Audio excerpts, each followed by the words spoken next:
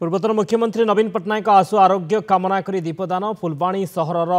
नारायणी मंदिर में समूह दीपदान कार्यक्रम में बीजेडी जिला सभापति पद्मनाभ बेहेरा पूर्वतन मंत्री विष्णुप्रिया बेहेरा विक्रम बेहेरा पौर परिषद अध्यक्षा पायल बेहेरा 9टी वार्ड काउंसिलर छात्र बीजेडी महिला और युव बीजेडी तथा सहरर मान्यगण्य व्यक्ति सामिल होते।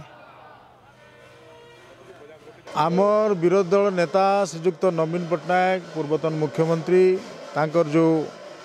असुस्थता कारण से बॉम्बे जाइछन्ति चिकित्सा हेबापी तेणु आम तांकर आशु आरोग्य कामना करी आज